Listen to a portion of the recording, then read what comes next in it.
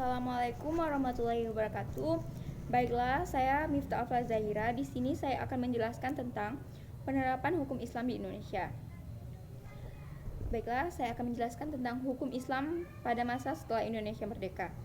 Fase awal kemerdekaan adalah fase yang sangat penting bagi hukum Islam, karena pada saat itu terjadi negosiasi politik tentang landasan spiritual dan landasan konstitusional bagi negara baru di Indonesia. Namun, yang terjadi saat itu adalah umat Islam memberikan pengorbanan yang sangat besar demi utuhnya kesatuan nasional, yaitu dengan dihapusnya 7 kata, dengan kewajiban menjalankan syariat Islam bagi pemeluk-pemeluknya.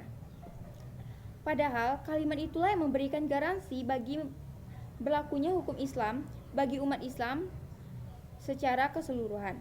Menurut Ismail Sani, bahwa kedudukan hukum Islam dalam ketatanegaraan Indonesia pasca kemerdekaan dibagi ke dalam 2 periode, yaitu periode yang pertama yaitu periode penerimaan hukum Islam sebagai sumber persuasif. Yang kedua, penerimaan hukum Islam sebagai sumber otoritatif. Selanjutnya kita akan membahas tentang prospek penerapan hukum Islam di Indonesia. Berbicara tentang prospek hukum Islam di Indonesia, paling tidak perlu mengadakan pengamatan terhadap 4 hal, yaitu karakter masyarakat modern, tingkat akomodasi hukum Islam terhadap perkembangan zaman, kondisi sosial politik, dan kesadaran hukum masyarakat atau umat Islam untuk mengamalkan ajaran agamanya. Keempat hal tersebut menjadi variabel penting dalam membahas tentang prospek penerapan hukum Islam di Indonesia. Berdasarkan penjelasan yang telah saya sampaikan tadi, penerapan hukum Islam di Indonesia memiliki prospek yang cerah. Hal ini didasarkan pada berbagai aspek pendukung.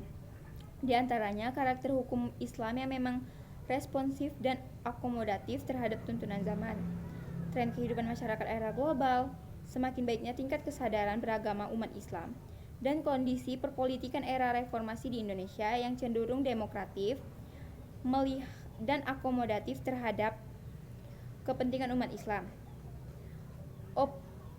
Optimisme itu semakin kuat bila melihat faktor-faktor pendukung seperti semakin baiknya tingkat pendidikan umat Islam yang merupakan penduduk mayoritas Indonesia, legitimasi konstitusi dan justifikasi teori-teori pemberlakuan hukum, semakin menipisnya Islamofobia, posisi umat Islam yang kuat sebagai penentu kebijakan, dan telah adanya kebijakan pemerintah untuk memberlakukan hukum Islam di Aceh sebagai laboratorium. Kenyataan ini menjadikan prospek penerapan hukum Islam di Indonesia semakin cerah. Namun, umat Islam tidak boleh terlalu berbesar hati melihat kenyataan ini, sebab perjuangan menuju penerapan hukum Islam di Indonesia secara kafah masih cukup panjang dan membutuhkan usaha yang serius dan terus-menerus dari seluruh komponen umat Islam.